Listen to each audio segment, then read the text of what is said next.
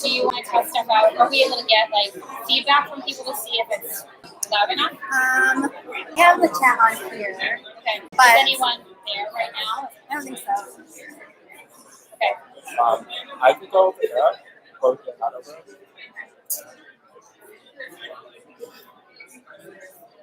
I don't have to do the laptop.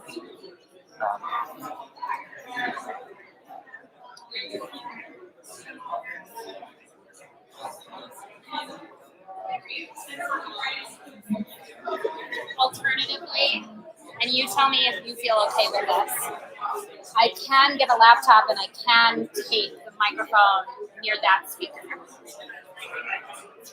which will capture everything that's coming through our AV system. It'll be loud.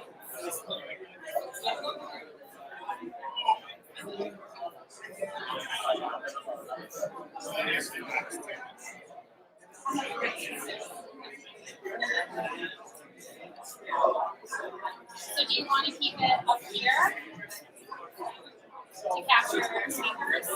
Okay. Okay. I got okay. So then how do you feel?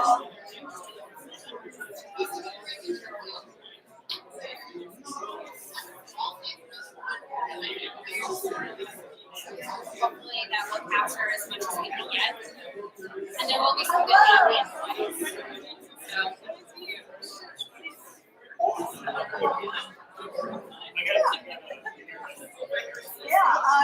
If you're too close to the live streaming laptop, don't put on the audio.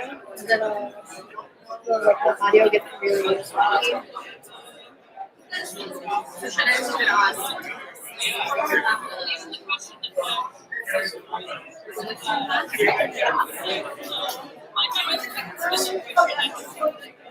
Oh, just put it on mute.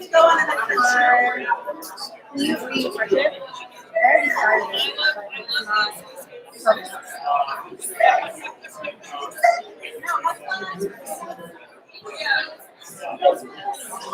Okay.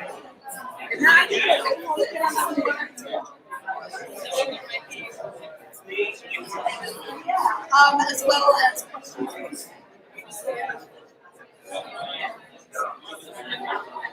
Yes, can you go to the mic? Like, just a regular mic? Or? I thought you just had the mic, and I'm like, oh wait, should I get the mic? Maybe I should clarify that.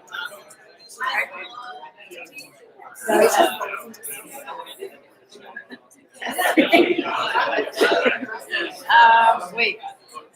Which mic? A regular mic. The live stream, honestly. So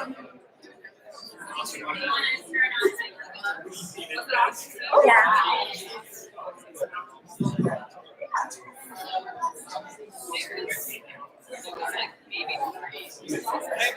They're in the other room. Just like say something. yeah, that was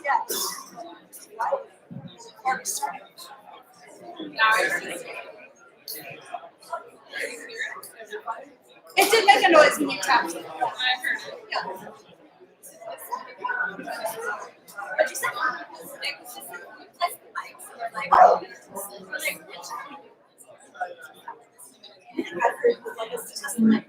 I think I might need to turn it on. Microphones. This is me saying words into a microphone to test the relative volume, to see if it's loud enough. I don't know where the person is who's adjusting levels right now, but I was told that we should test these microphones. So, yeah. Oh, I got several thumbs up. Okay. Cool. What about this microphone? Hypothetically, if I were talking into it at this volume, would it be sufficiently loud? Yeah? Okay, cool. Do you want to test your mics? It's better than me testing. Right? Give it a go. Testing. Sounds good. All right. Give it a go. I don't want to.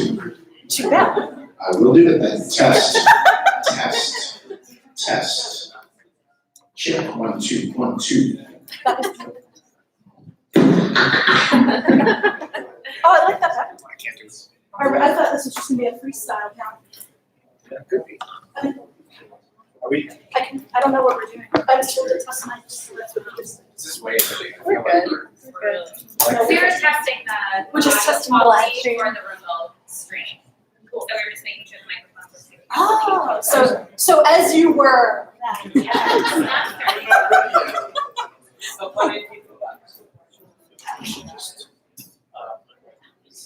All right, everybody, we're gonna begin in about a minute or two. So go ahead and grab food if you like, any drinks, go ahead and fill up before we start. Can we tell a guy thing? Oh,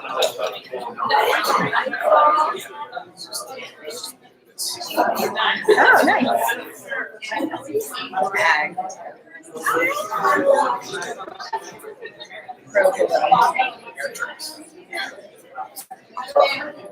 Refreshing doesn't No. No, I had too much confidence in myself now.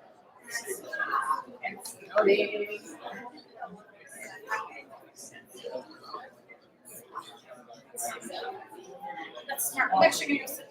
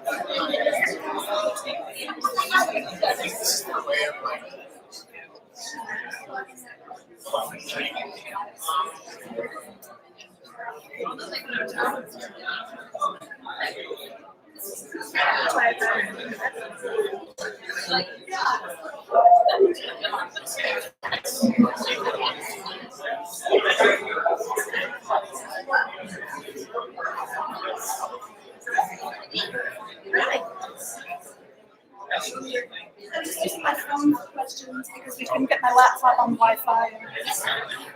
So I'm gonna have this open. If you make questions on this.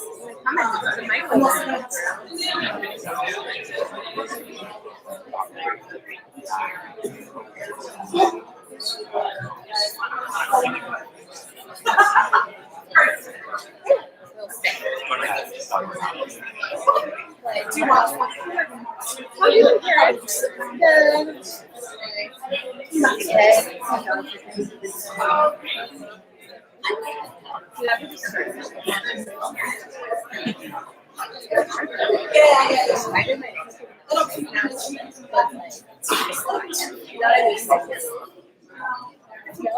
Okay, everybody, we're gonna go ahead and get started.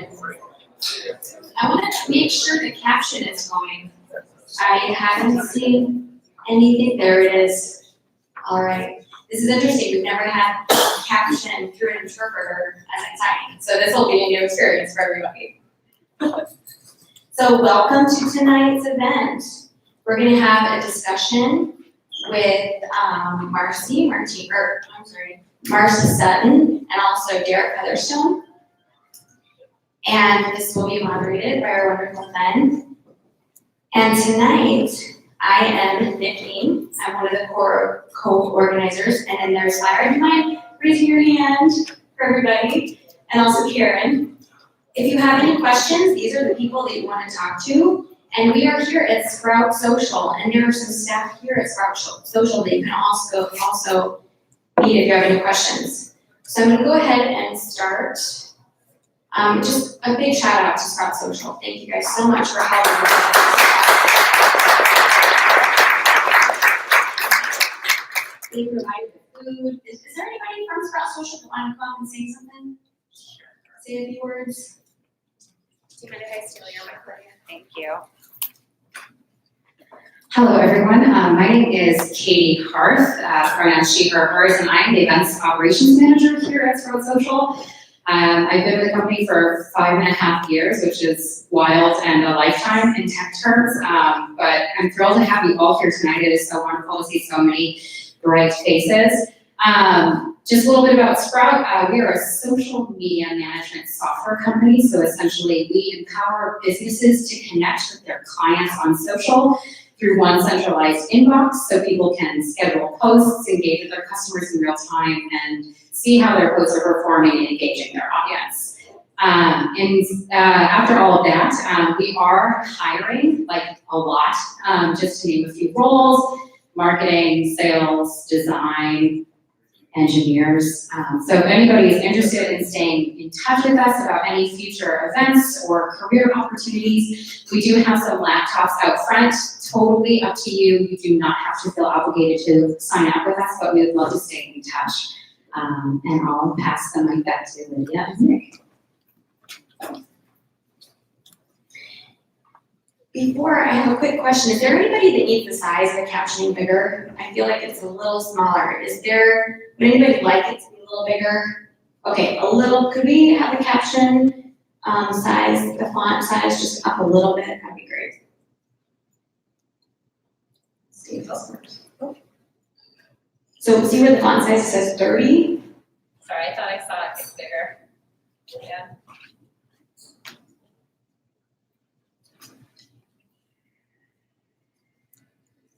So did you see where it said font size 30? If you could just pop that in, that'd be good. That looks good. Perfect. And there's live captioning here, and we also have your streaming live, so some who are remote. You can also view it through your mobile device, and you can see the link down below. And also captioning is sponsored by McDonald's, and we really appreciate that, so big shout out to them as well. Now jobs. If you have any open jobs at your company and you want to share a job, because this is a great time to network, and especially within this field of accessibility. So if you have any jobs at your company, we can have a microphone and pass around if anybody has any openings. Okay, there's one in the back. Thank you so much. Could I get that hand up again? Sorry, thank you. Hi there, I'm Mary. I work at 8-Bit Studios, which is a digital product agency downtown, here with my coworker Alex. We are currently hiring for a digital product designer as well as for an Android engineer. So if any of those opportunities seem interesting, find us afterward.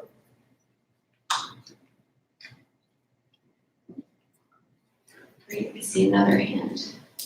Hi, my name is Connor Hollis and I work at Launchpad Lab. We are hiring for an apprentice developer and a full stack developer.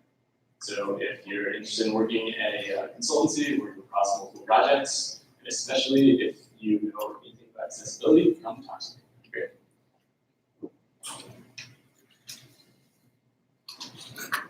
Let's see, is there someone? I think there's one over here, towards the front.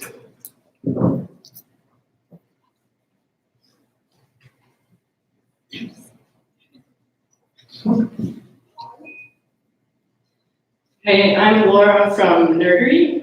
Some of you might have been to our office for this meetup before, and I believe the next one will also be back at our office, but we're hiring like bonkers right now, engineers, I believe sales, cloud, a bunch of things. So if you go to nerdery.com/jobs and check it out, or talk to me afterward.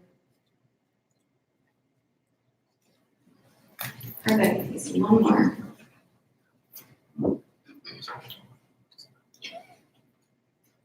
Yes, the PCO group is hiring for an accessibility engineer. It is a remote role. So if you're interested, please go to pacogroup.com/careers. I have one. So not to spoil it, but I'm Marcy and I work at Gatsby. It's a startup based around an open source website framework.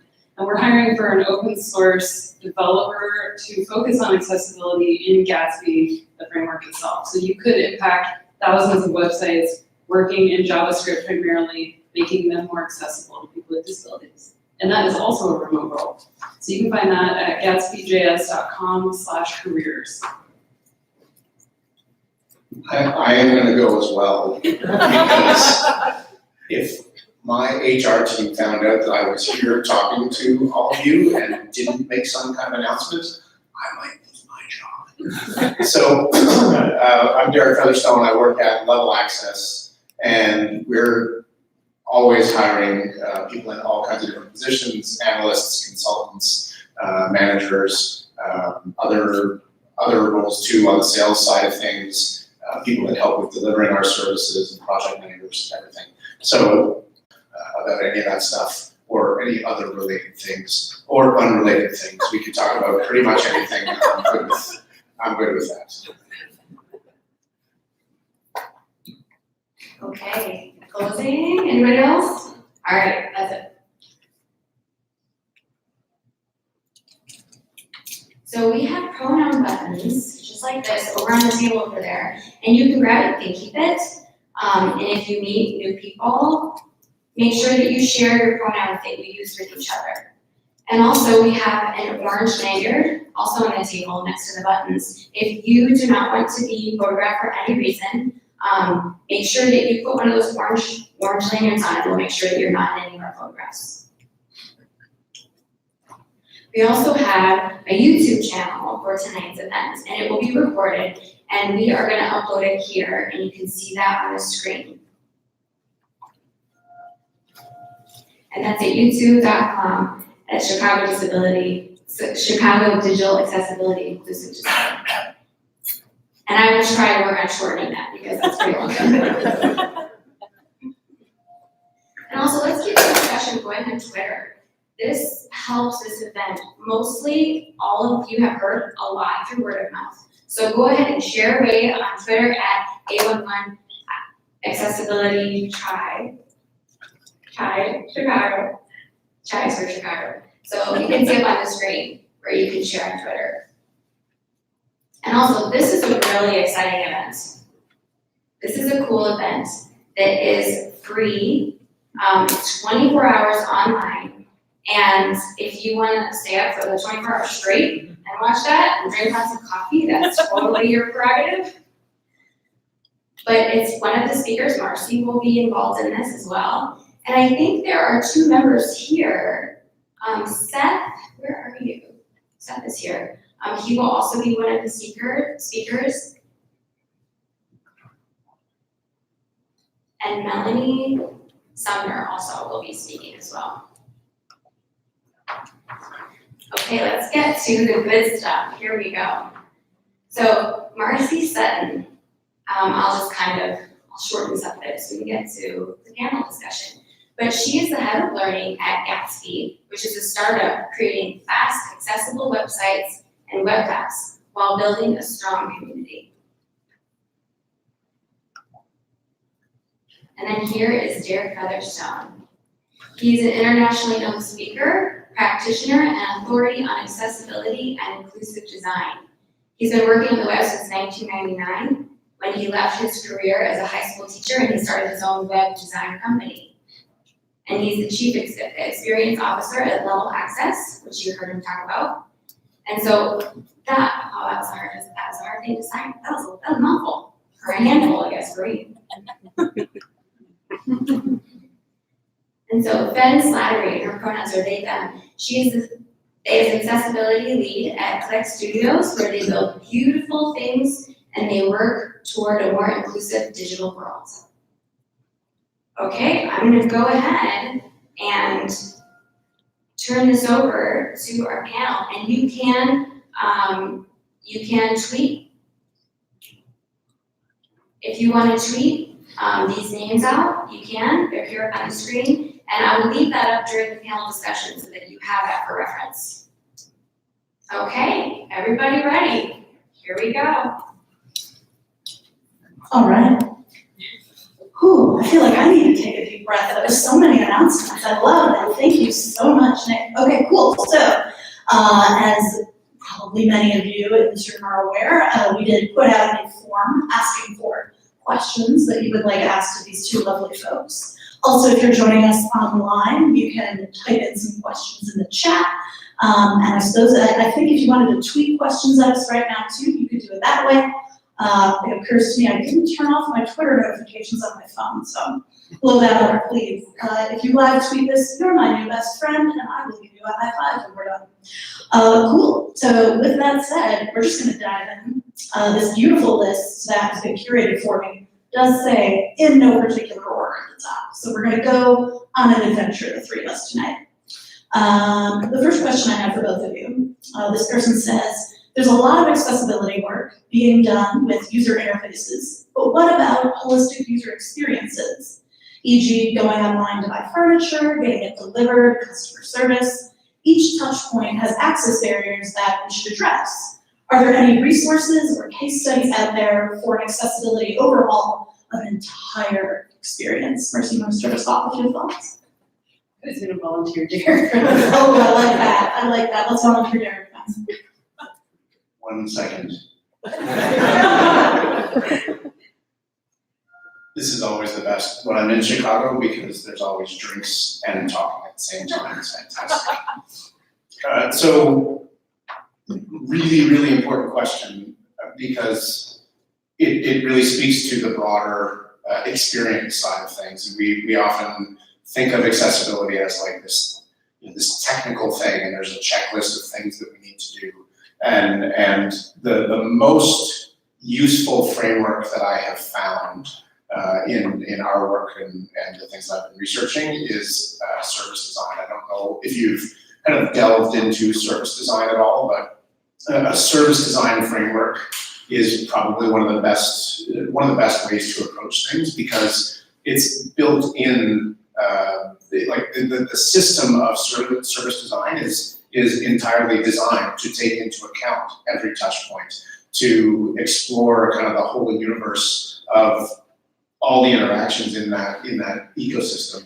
So that's probably I would say the best place to start to understand that. And for me, I can't remember the names of the book. There's a series of books from people that created service design as a practice kind of thing. I think one of them is like, this is service design, what it's like maybe service design thinking, service design doing. There's a series of books and they're quite good. I haven't read all of them, but I have started to read some of them, and as I'm looking through and reading things, I keep thinking, how do I reframe this for accessibility and inclusion? So I would say service design is probably the best place to start. It's probably the most, theoretically, the most holistic view of design, and lots of people will debate that. I kind of don't really care about the debate side of it. I'm just like, is this a useful framework that helps me make things better or not? So I would say that service design framework is probably the best place to start. That sounds great. I can imagine all the people currently Googling that right now to find those books. That's great. What are your thoughts, Marcy? I think Derek had a good point that it's important to think about the whole customer and user experience. I hear people go, well, what if, we only think of accessibility as being a requirement for enterprises or for big companies? And I'm like, wait, but that doesn't line up with people's real lived experience, and that if you're only requiring it for enterprises, what about small companies? What about all these other experiences that if you encounter a barrier, you either leave a website or you can't get a product delivered or something? So other than packaging experiences, which I think, Derek, you've spoken about those before, about making packaging that opens really easily, that's certainly something I think that Apple has done very well. But thinking about that holistic experience, I'd love to hear more case studies on that type of work, just so that people have it in their minds that it is important to think about as a holistic experience, and it's not just, oh, we can fix this in the digital experience, because we're living in real life, and people need to be supported in all steps of the buying process or consuming products and services. So very important question. Yeah, I think that's a really good point you make about needing to create more case studies. I'm sure there are a lot of us doing that work and we just aren't documenting it, so it's a great idea. All right, moving on, sort of different direction here. This person says, I read a study about alt text on Twitter. where only 0.1% of images on Twitter contained alt text, and an even smaller fraction of them are considered well-written. It looks like they put a link to the study, so it's a real study, don't worry. They asked, do you have any thoughts or ideas for how to make sure all images have good alt text? Presumably both on Twitter, managing social media, but in a general sense as well. It's kind of a tough one and potentially controversial, so I will preface it with that. I think that humans are terrible at writing alt text. That's kind of something that a lot of us have experienced, and something I've heard from teams working on big social media platforms is that some of the sort of fear and hesitance to make image descriptions enabled for everyone, as those can be abused, because humans are kind of terrible. I sort of go from I love people, do I hate people, do I love people, do I hate people, on an hour by hour basis almost. I end up on the upswing most of the time, and I love people. That's why I have worked in accessibility. But image descriptions and those fields for structured data where you could be entering the alt text, frankly, can be a vector of abuse. And so that's why some of that stuff isn't enabled by default, because we want more alt text, but we want it to be good. And so the reason I say this is controversial is that I do think that AI for automatic image descriptions can sort of sidestep the abuse problem, in that saying, image of a pepperoni pizza might be more accurate and would be filled in automatically, and then you can override that with better alt text. And right now, that's the most realistic answer that I have. I don't love it. I don't think it's great. I wish people would write more alt text, but sort of the reality of the situation is that it's just not happening often enough. Could you go a little more into, you mentioned abusing alt text. Do you mean both people overusing it or putting incorrect things in there, or do you have some examples of that? Putting hateful things in there. I mean, it's the dark underbelly of a lot of these platforms, is that people are putting, I don't even want to say out loud what they're putting in there. And I think, people who are working at Facebook having to moderate a lot of content, I don't know if alt text is part of that process, but there's some really dark, horrible stuff getting put in these fields. And that's not really fun. That's not happy. That's not what we're thinking about when we create platforms, but that's frankly what people are doing with it. So it's really unfortunate and sad, but I think that, that's just part of the human condition of what we're dealing with out there. It's awful. Thank you for elaborating on that. What are your thoughts? So, I used to be a high school teacher, so my approach to almost everything is let's just teach people how to do it better.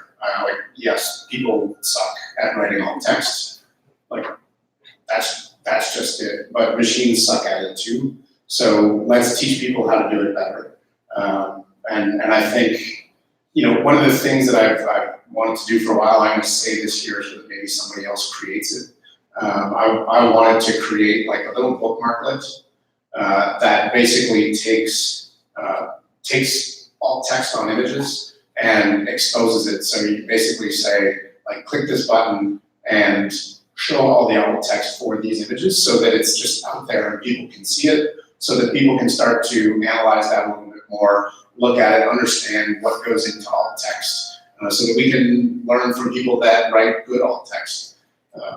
So that's kind of my approach, is let's just teach everybody in the world that's using all these social media services to do that and to be better citizens that way. So, there's lots of things that we can do to kind of help spread that as well. So I have now said that, so somebody has to go create that thing. But also each one of you, I think I have a tweet that I tweet out every 2 or 3 months or something, and it should probably be a thing that I have on repeat that goes out every week. If only there was a system Sprout Social or something that would let me post every week the same thing. But if I did that, I don't know if you see what I did there. That was not even intentional. But if that went out every week and we all tweeted something out every week that said, hey, if you're adding images, add alt text, and here's how, point to a tutorial or something like that. that won't go unnoticed if there's enough of us that are doing it. When we do things on, I'm gonna add this a little bit in, we do Global Accessibility Awareness Day every year, right? Super cool, love it, but usually we're talking to ourselves.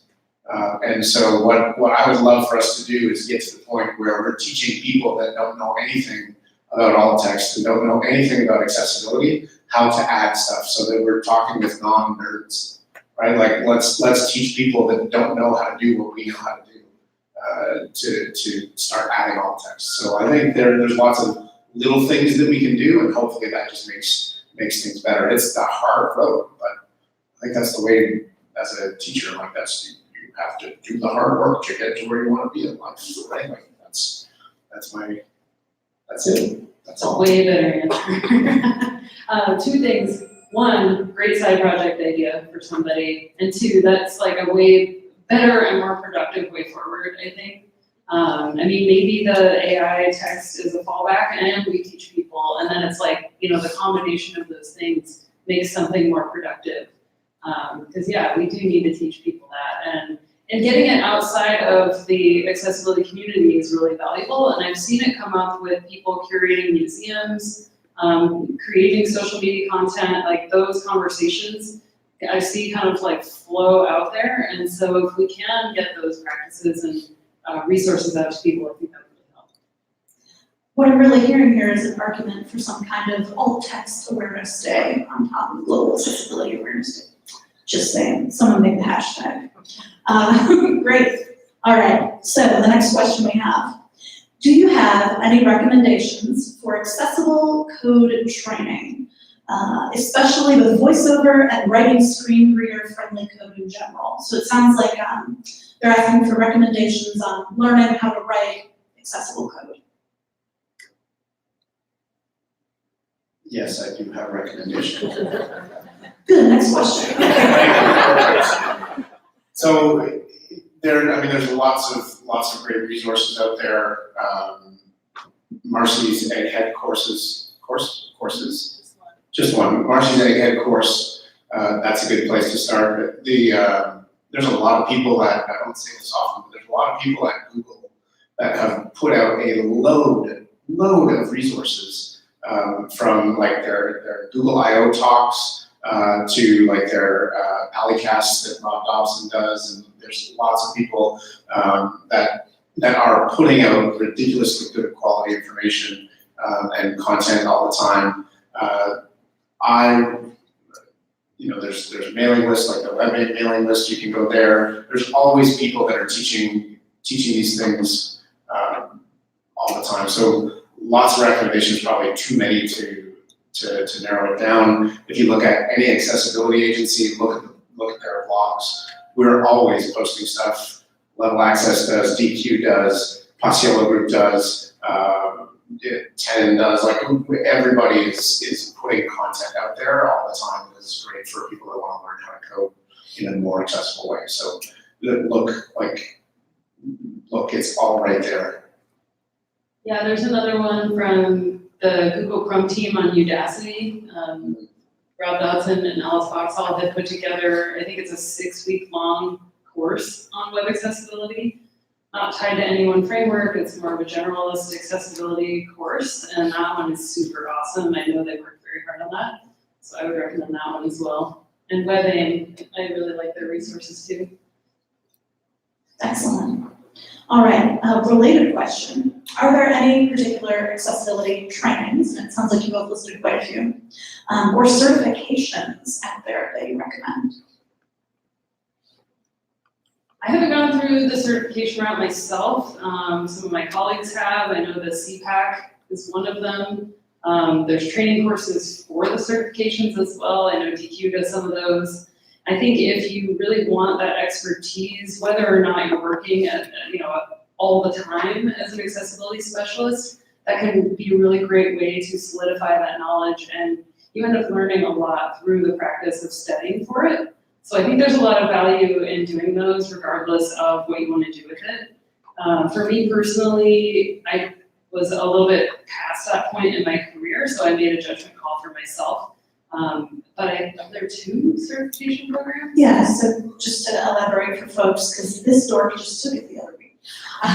The IAAP, the International Association of Accessibility Professionals, has 2 certifications, the CPAC you mentioned, which is, oh boy, the Certified Professional of Accessibility Core Competencies. Yeah, is that what it stands for? I think so. And the WAS, which is Web Accessibility Specialist. Someone nod their head, is that right? Oh, thank you, that's right, yes. That's what Marcy's referring to. Any other thoughts to add? Yes, small thing. Just, I think and this is not like, here's different things to take or different things to replace that certification with this. I just think that look at the certification as like a starting point, not an end point. The reality is that those are designed even just by the name of them, like the Certified Professional Accessibility Core Competencies. Core competence something, accessibility The something. CPAC, that's like to make sure that people are kind of speaking the same language so that you can get in the door. The best way to grow your skills is to just do the work, right? Like so I'm, always happy that people are interested in training courses and that sort of thing. But always look at those things as like a thing that gets you started down a path, not as a thing that takes you all the way there. Because it mostly rests on you to take it forward and to learn. Because it's knowledge and skills, right? So a more important piece of that to me is the skills, like the actual doing. You don't get that from a certification. Like there's a practical component that needs to be there in order for you to be really proficient and really good at this stuff. Great. All right. So following up these questions about code and learning how to write accessible code, someone asks, are there plugins you use for testing? And if so, what are your favorites? Well, I guess I could show a little bias that I like Axe because I used to work on it. But it's really a starting point, like for a lot of people who are working on accessibility things, like, the tools can only go so far. They can only uncover things that are technically possible to uncover. And there's still some manual testing required, like that's just always how it's going to be.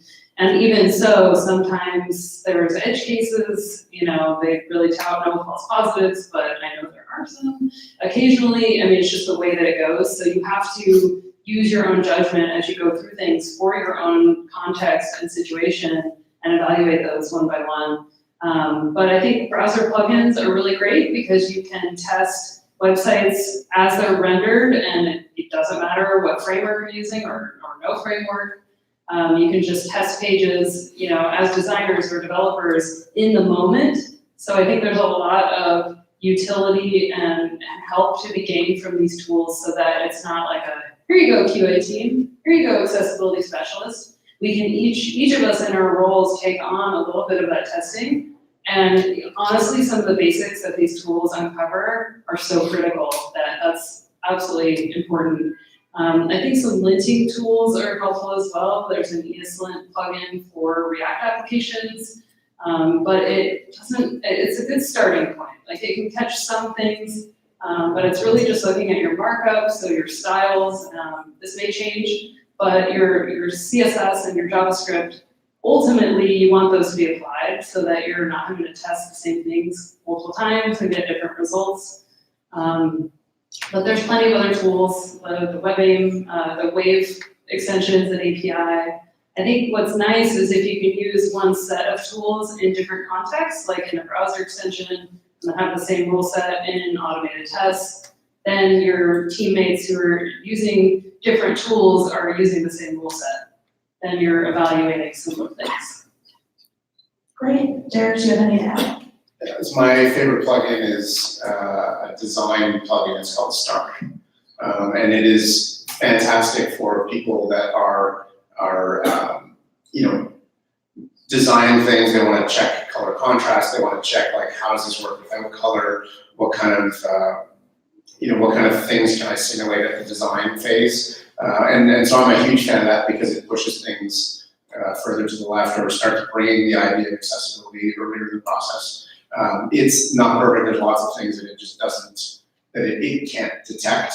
But that's probably one of my favorites just because it's more on the design side of things and helps raise awareness of the design realm. So Stark as a plugin, really great tool, and they just released, I think, a version for InDesign. So it works within InDesign now. I think it also works with Sketch. I can't remember all the different tools that it works in. It might just be Sketch and InDesign, not InDesign. Adobe XD, Experience Design. So it's a plugin that you can use in there to check certain things, and super useful. Great, a lot more things for folks to Google and take a look at. Okay, so moving on. Next question is, how do you reconcile or prioritize needs which are opposite or divergent from one another? Their examples are, some people are very distracted by complicated and/or moving layouts. Other people need the richness and activity to remain engaged in the task at hand. Or perhaps an example around contrast. For some folks, too extreme of contrast is painful, but others need sufficient contrast in order to read. I think personalization is a really good technique and tool to reach for in those situations because people have different needs. And if you can, especially for web applications that are longer lived and have, people come back to them more than once, you have maybe more time and effort to put into that. It can be more difficult for short-lived websites, which a lot of the marketing sites that live for 3 months might be some of the flashiest and most distracting, which makes it difficult to argue for some of this stuff if it's only gonna live for 3 months. But maybe you have some tools that you can reuse as a designer or a developer, some techniques that you could apply to more than one project. But I think letting the user decide what works for them and change the interface and then remember those settings, that can help for a lot of different scenarios, especially contrast or animation if they want to turn off motion, that sort of stuff. So that would be my recommendation. Personalization, great. Derek, do you have thoughts? Yeah, I mean, what she said, that designing with that flexibility in mind and building those tools in is like it's not happening at the browser level. It probably should be happening at the browser level. And so what we kind of see, think of things like text size, right? We didn't have great control over that within the browser, and so what did we see everybody start to do in the name of accessibility? They put text resizing widgets on their websites, right? And so things can live in different places. It can be either part of the assistive technology, it can be part of the browser, it can be part of the thing that we as web people create. So that kind of happens over time, I think, as we build things in websites that we see that people need, and then eventually maybe browsers take over or third-party assistive technologies take over. All of them are trying to solve the same need. So I think often we can start with those personal preferences, and then we get to a point where we're building things or creating things as authors that take those needs into account, and hopefully they get abstracted out of the things that we have to create. So we don't have to create the remembering mechanism for contrast stuff, that it lives in a browser or it lives in a third-party tool. But keeping that in mind from the beginning is probably the best way to go. That idea of a preference and really smart defaults in our design. I'm trying to think. We created this thing a long time ago that was a button that if you had, say, and this is like a prototype, so this is not out there in production on any website anywhere that I'm aware of.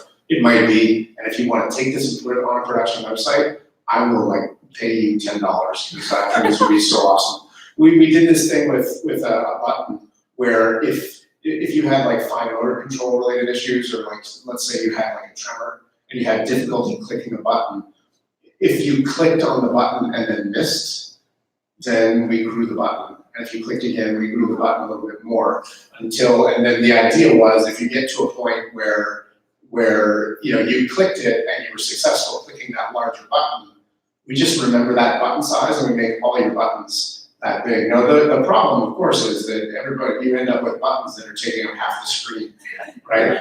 But that was the idea behind it, is that, you know, like let's figure out a way to make this button easier to click and or tap on, and then let's remember that size when they were successful and just present it that way by default. Now you see why I would have to pay somebody to put that into production. But the idea is the same kind of thing, right? Let's use some you know, programming to figure out what some good representations or renderings of an interface are, and give those things a try. It might be horrible in production, but the concept is there anyway, if that makes sense. Yeah, that does. And we do have that $10 promise of writing because of the captions. So. 10 Canadian dollars. That's like 35 cents American, I think. Great. Okay, next question.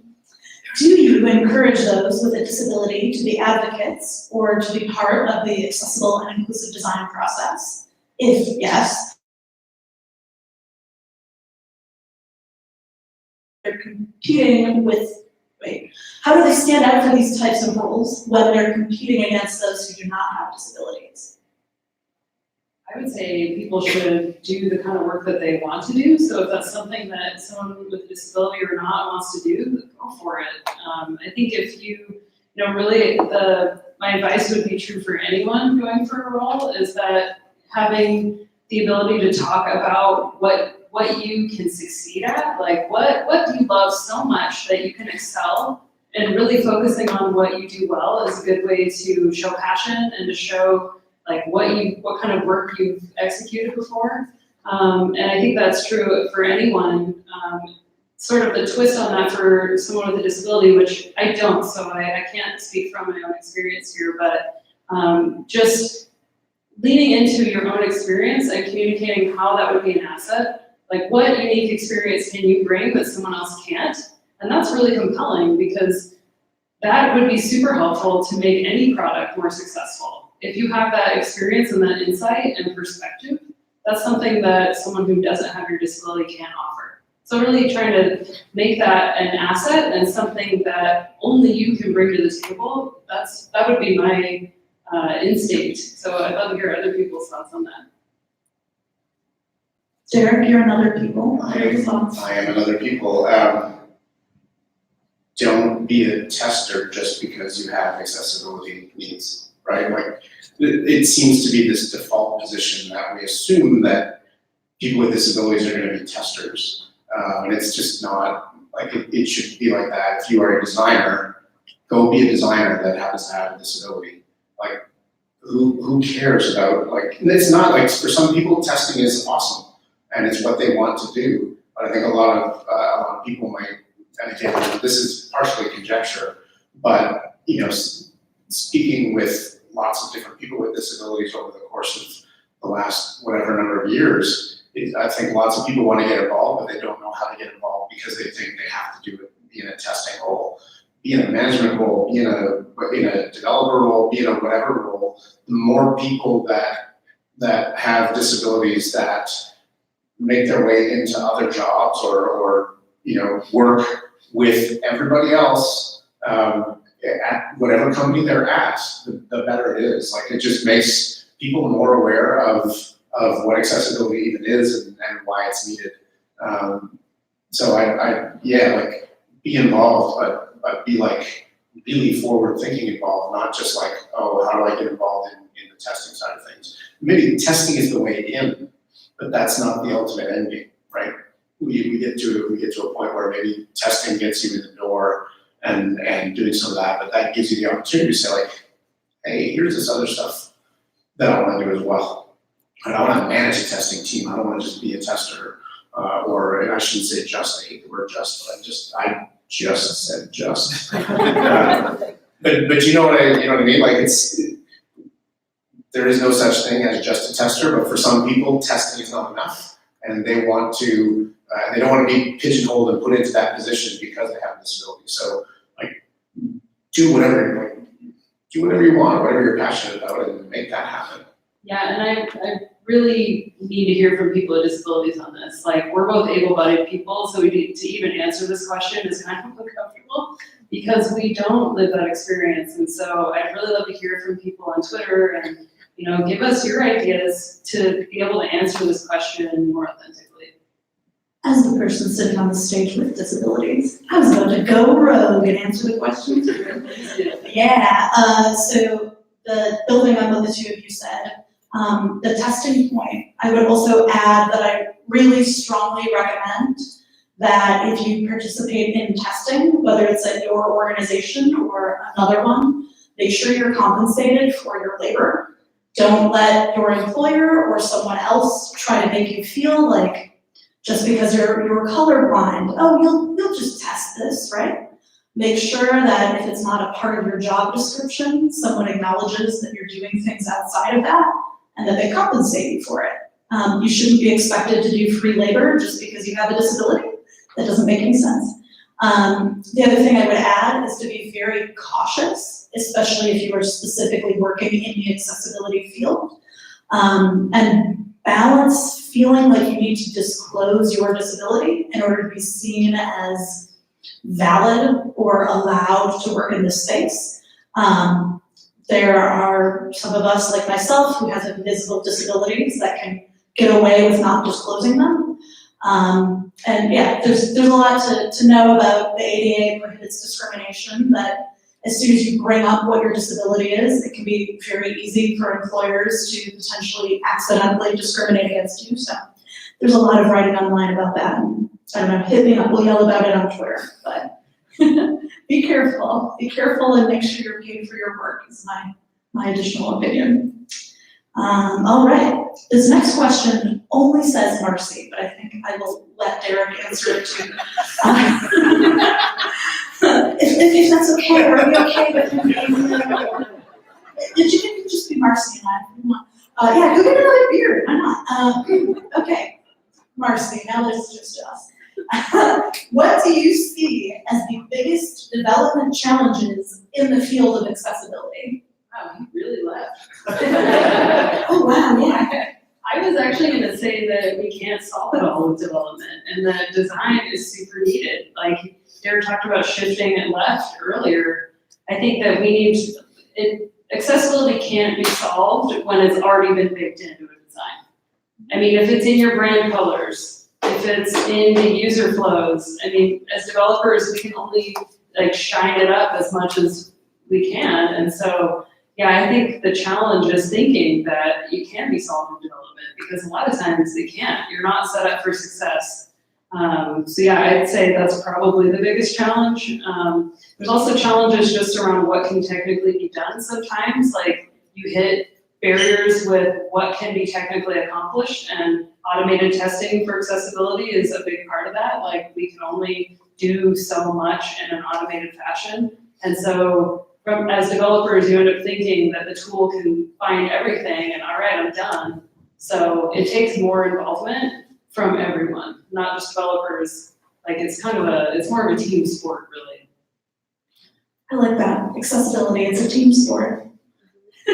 Derek, I think we'll let you answer the question too. I was just very happy to get another drink. I love Chicago.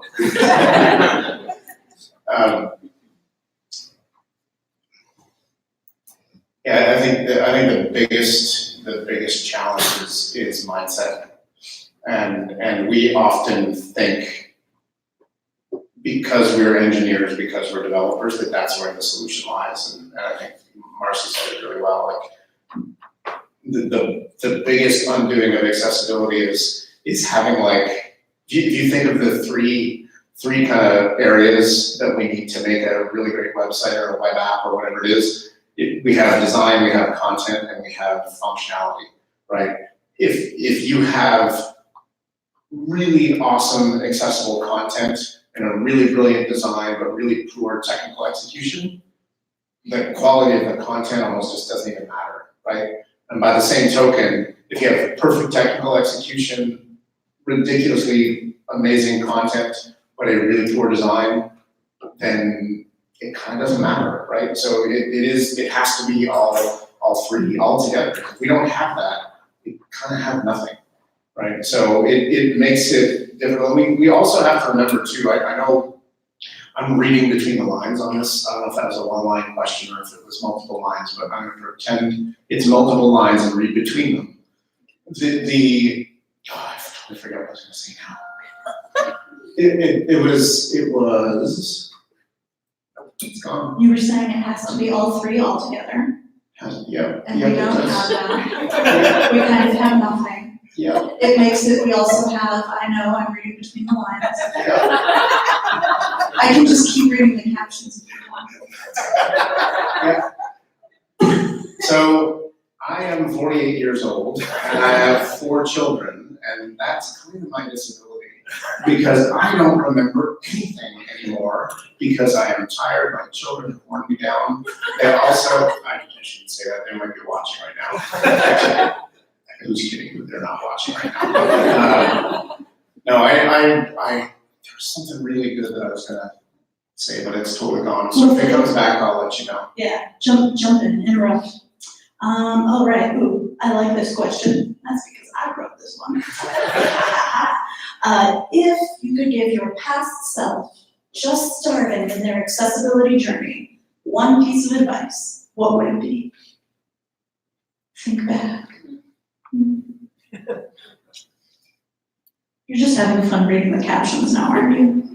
I tuned out because I started looking at the captions and I missed everything you said, and I have no choice but to read them back. Well, I mean, it says it in the. If you keep talking, they're gonna disappear. Let's all we'll look this way. I think my question was, if you could give your past self, just starting their accessibility journey, one piece of advice, what would it be? Don't be so cocky. That's solid life advice all You around. know nothing compared to what you think you know is nothing compared to what there is to know. So get over yourself. And like I'm speaking to myself here, don't take this as me talking to you, but like get over yourself and think more broadly than you are. That what you think of, when I remember when I started out, accessibility, I thought I was practicing accessibility. What I was really doing was building things that were screen reader compatible. I was not thinking about people with any other disabilities other than blindness, and like, that's just not how the world is. So the whole stop being so cocky is don't think you got it down, realize that there's much more to know than you will ever know, and just like start that path of continuous, ever-long learning forever and ever. So kind of like get over yourself and just be willing to admit that you don't know as much as you think you do. And that's hard when we're young and trying to, get started out there. So that's my advice. Maybe that's like this cider's advice. I think it's great advice. Because you can learn things, every minute of every day. Like I recently did some user testing with people with disabilities, and I was confronted with my own biases after working on accessibility for a while.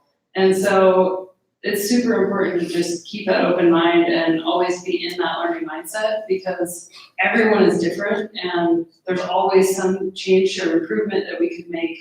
I think my advice for myself would probably not be right when I started, because I think I had a pretty open mind, but when I went to work on the Angular team, I was in this mindset that like, all right, we're gonna fix it. We're gonna do it. And then Angular 2 came out and it was like a repeat of Angular 1. And I kind of just left it and was like, I don't know, a little bitter about it. And they're slowly starting to put out docs and do better at that. But I think one of my biggest regrets is that I kind of just let it happen because I was over it and I thought that they had it. And I think that the lesson there is to do more consensus building so that if I really did need to step away, that it wasn't just dropped on the floor. So that whole like, I got it, it's just me mindset, I think what I needed to be doing was building more of a team and more consensus so that it's not, limited to one person. I think that just doesn't succeed, and that plays out at companies all over the place where someone has something come up in their personal life or they change jobs and it's like, oh, well, our champion left. So I think trying to somehow get that to live on, beyond just what's in your own head is important. And where that's challenging is that might not be a core part of your role. You might be there to just go fix stuff, not to write training, not to create materials for other people. But for it to really succeed, I think we need to ask for help more. Go to your team leads and be like, hey, I need some resources to document this stuff and to make sure that this isn't just living in my own head. That's great. So related in the vein of folks just starting off in accessibility, this questioner asks, where do you see areas of opportunity currently, career-wise? I'm assuming scoped to development, design, accessibility. Everywhere. Seriously, it's everywhere. We were just talking about, is there an agency that you can point to that does accessibility, end-to-end, strategy, design, development, all of that. And we couldn't really think of, maybe a couple of companies, but not really. I think from a company perspective, that's a huge opportunity. It's sad that sort of the instinct is like, oh, a lot of agency work isn't being truly successful at accessibility. So I think from a company's perspective, that's a huge opening to really stand out and do it well. From an individual perspective, I think working in technology is, some of the biggest opportunities in the world right now. And for accessibility people, whether you're a full-time specialist or just bringing accessibility into your practice in a more generalist sense, I think it's a really great way to stand out. It's a great way to feel good about your work and be compensated for it.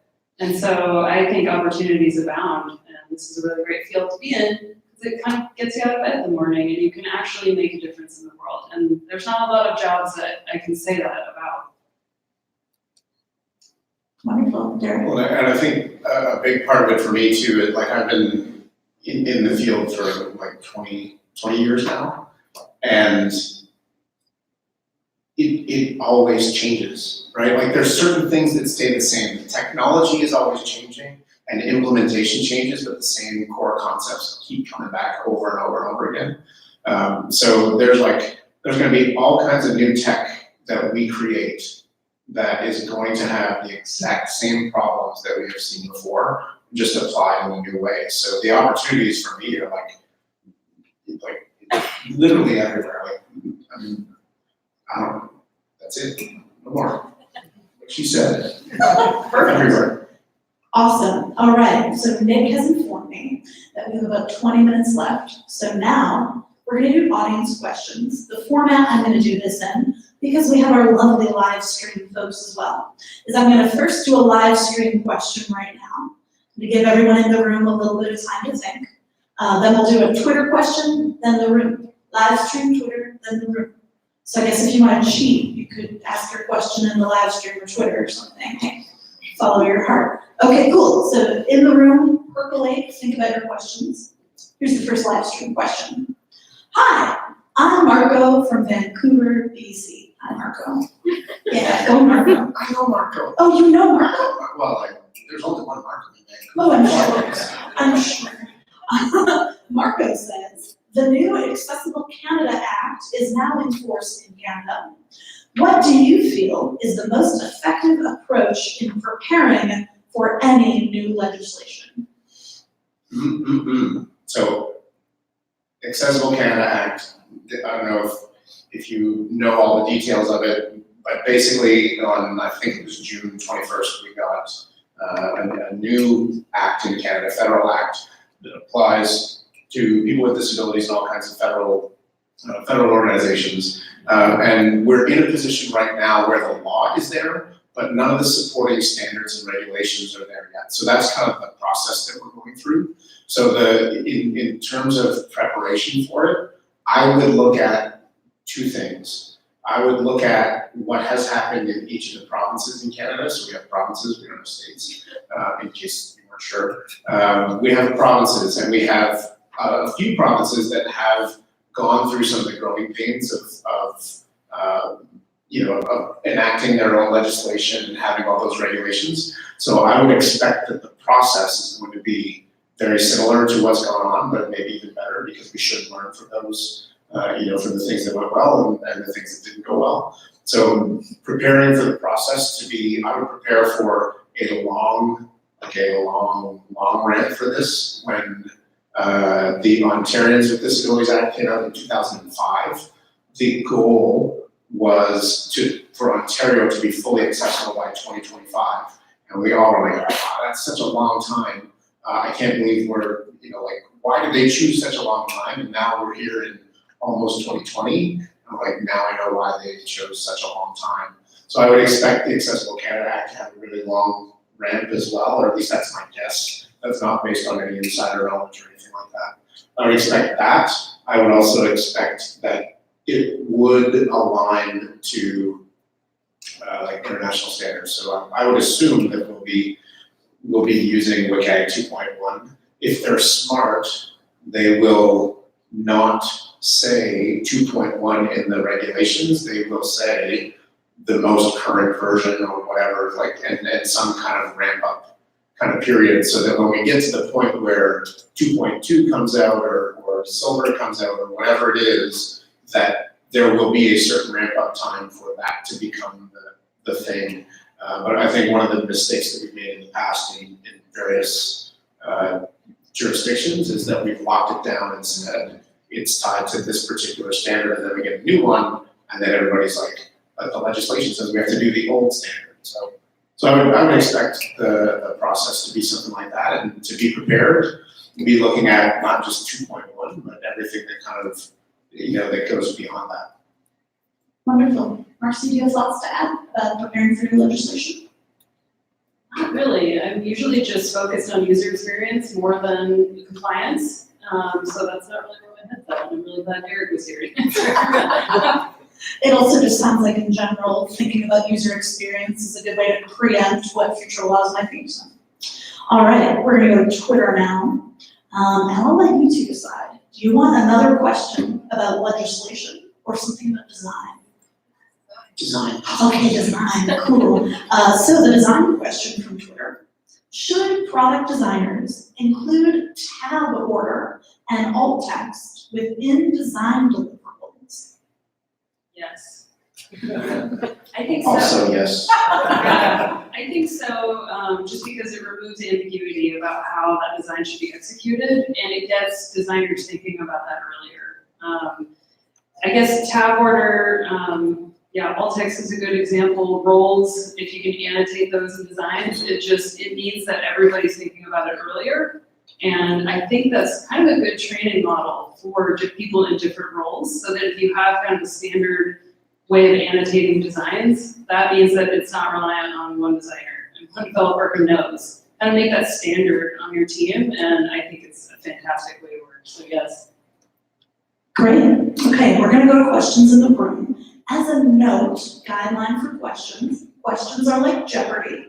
Questions should be phrased in the form of a question.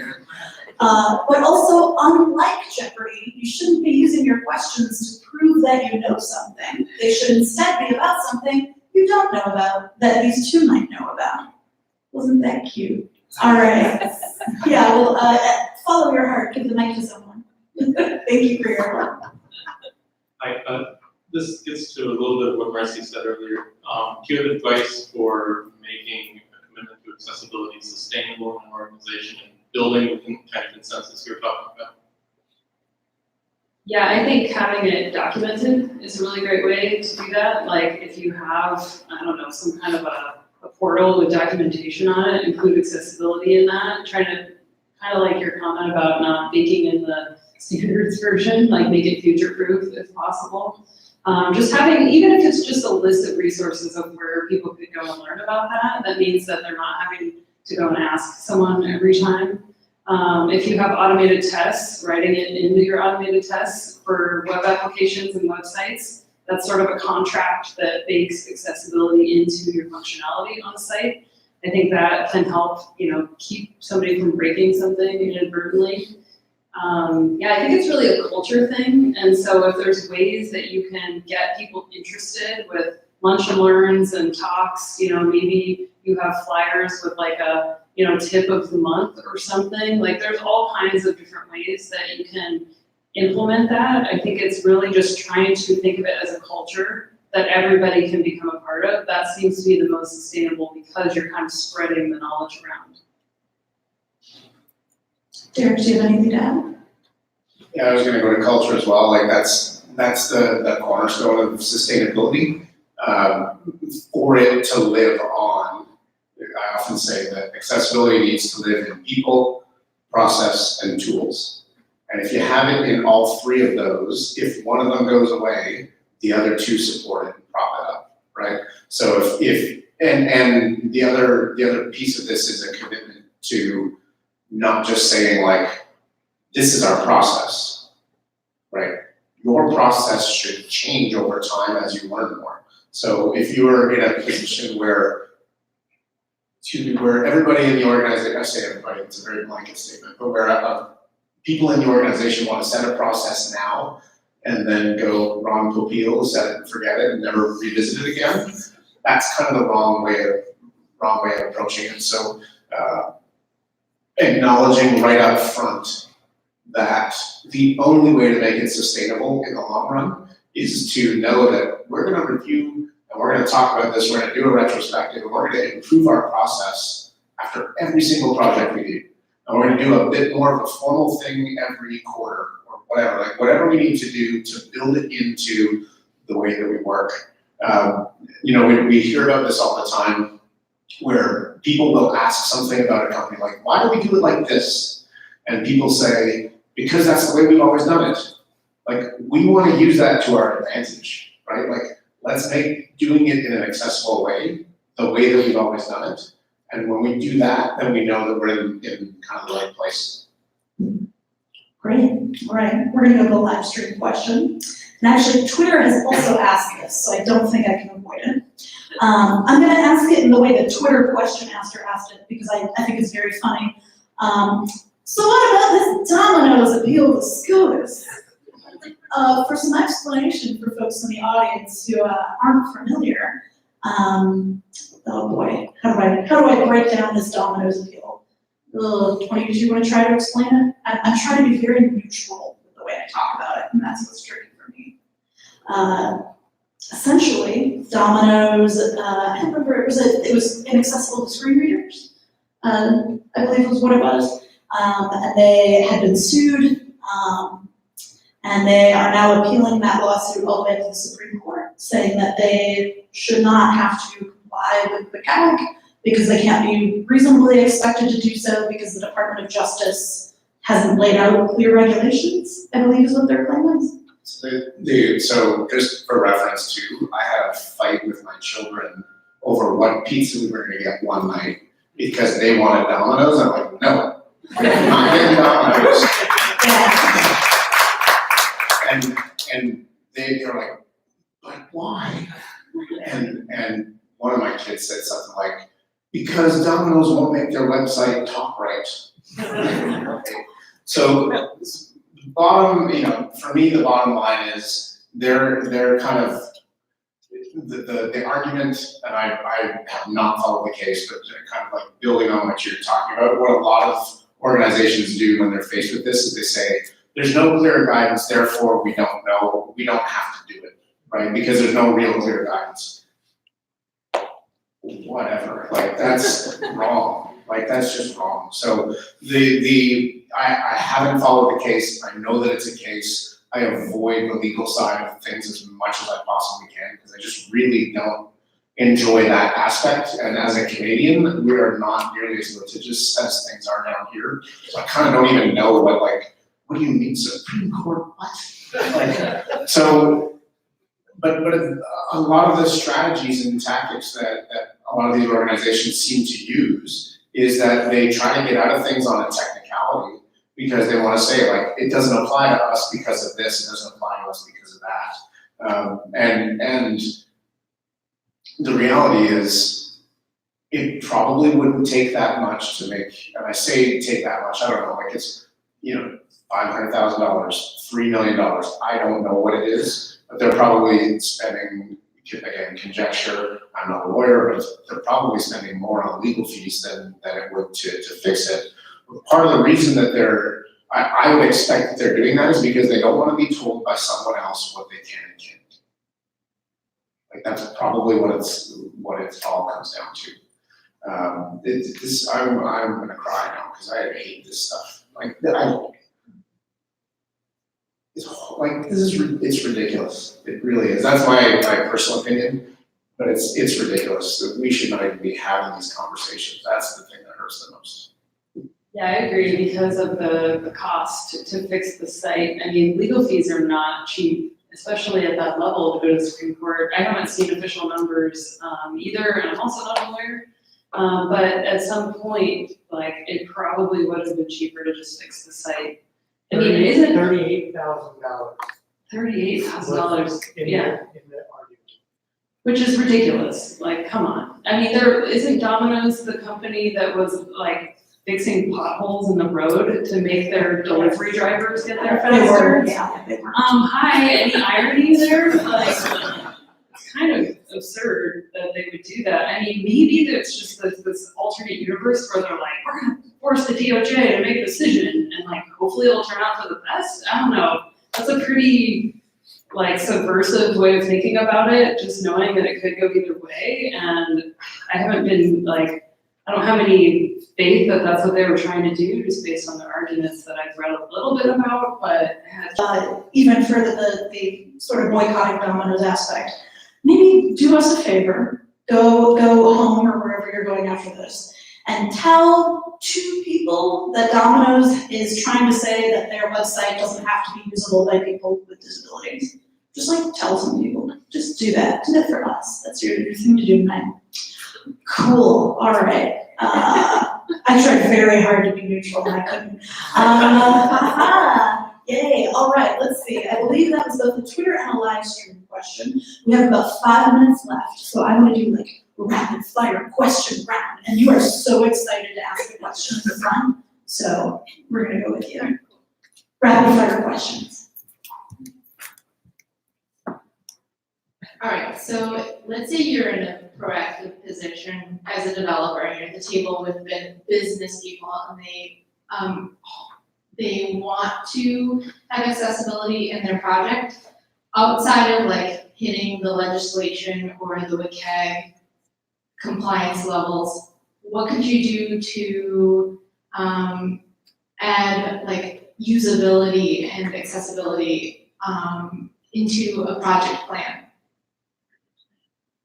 I would go after it. I mean, sort of depending on, there's like a bit of people gaming here to like know what your colleagues are receptive to, and ultimately I think I don't know, I read people a little bit, so I'd probably adjust at least my tone and my the way that I talk to them, kind of knowing like what might be most effective, and that's always going to vary by who you're talking to.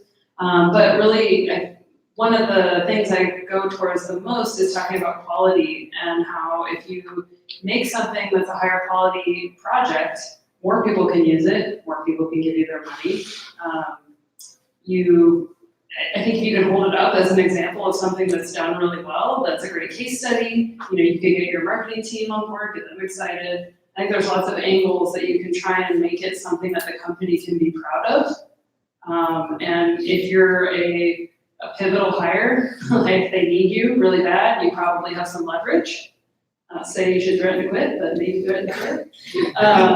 No, I have talked to people who are like, this is the hill I'm gonna die on, like I will fight for accessibility because it matters to me. Not everyone has that privilege to be in that position, so your mileage may vary there. I think for some people they are in that position and they can kind of throw their weight around a little bit. So yeah, there's lots of different approaches. It kind of depends on where you're at, you know, what your team will be receptive to. But the sort of quality and dollars and cents angles tend to work. What do you do? What if you already have that and you're like they want to make a plan? Does that make sense? Like you're the knowledge expert and they are like, how do I add accessibility? How do I plan for accessibility? How do I implement that into my project? So to repeat the question, just so that it's on the mic, it was how to make a plan, how to make it actually happen. Yeah. I mean, that, I feel like that's true, like the solutions for that, for me, I work at a startup, so like I need to have a solution or else it's like, all right, well, who's gonna do that work, you know? Like going in with answers of like, all right, this person's gonna do this thing, this is gonna take us this many hours of an estimate, like the more questions that you can answer up front about who's gonna do the work, how long is it gonna take? Like all of those like questions, the more of those that you can have answered up front, the less you're putting up work onto somebody else to figure out. And then they're more likely to say yes. So I'm gonna say real quick, there's a lot of unknowns anytime you're doing it. So you don't need a whole plan, you just need some of a plan. And then if your team is all in on this, then you agree that every time you do something, you're gonna keep revising a plan, like how are we gonna do this better? How are we gonna do this better? How are we gonna do this better? That should be enough of a plan to get you started. And diving into that and building it into formal things like retrospectives and sprint planning, whenever you're doing something, that gets it in. And then if everybody's all in on agile methodologies anyway, they already know that there's a lot of unknowns. So they should be comfortable with that discomfort and just go for it, a little bit at a time. Always be aiming for better, better, better. Abandon the notion of perfect. Better, better, better, better. Love that. Better. Okay. Well, we're unfortunately pretty much out of time here. I know. But as a one last question from me, if the two of you have anything you'd like to plug, friendly reminders, or if there's even just something you had hoped you would get to talk about tonight that you hadn't yet gotten to talk about, this is a good time to do that. I want to plug user testing and working with people with disabilities more, especially for people working in design and development roles who don't have, like maybe you don't have people with disabilities on your team. Doing user testing is absolutely amazing because you get these insights that you just wouldn't otherwise have. Hiring people with disabilities to work in your teams, like getting more people at the table to give their insights and their perspective is super valuable. So I just want to plug that every chance I get. Two things. First, the thing that I didn't get to talk about tonight that I wanted to, and I couldn't work it into the conversation in any way, was that I am, for the first time ever, wearing a pair of skinny jeans. They do not make me look skinny at all. My kids said, "Dad, you've got to get rid of all your old jeans and you have to wear these ones." I'm like, all right. So I also don't know why I told you that, but the second piece of it is this is my plug too. I agree with everything that Marcy said in terms of like let's do as much user testing as we can. But remember that when we're doing user testing, we are evaluating all the things that we decided as designers, as developers, as implementers. We made all those decisions. So my plug to you is yes, do that, and get people with disabilities involved. Don't just design for people with disabilities, design with people with disabilities and have them working as co-designers so that they have a hand and are valuable in creating the solution, not just in evaluating the solution. Wonderful. Well, I know there are a lot of questions that weren't answered. However, we do have our lovely hashtag on Twitter that you can hop on, and I'm sure we'll carry that discussion forward. Also, don't forget to potentially follow the three of us on Twitter if you'd like to do so. We do have the space until 8 o'clock, and my understanding is that there's still, a ton of pizza, a ton of drinks, and I think some unfortunate person will have to take all that pizza home if you don't eat it. So be a good teammate and help out with that. Again, follow Accessibility Chicago on Twitter. We have a bunch of lovely events coming up, so make sure to follow us on Meetup. And again, I would ask you on behalf of our lovely host, Spread Social, to please be out of our space by 8 o'clock. I know they would probably like to go home eventually. So please be respectful of them and have all your things and be out here by 8. Thank you again, both of you, so much for being here, and have a wonderful night, everyone.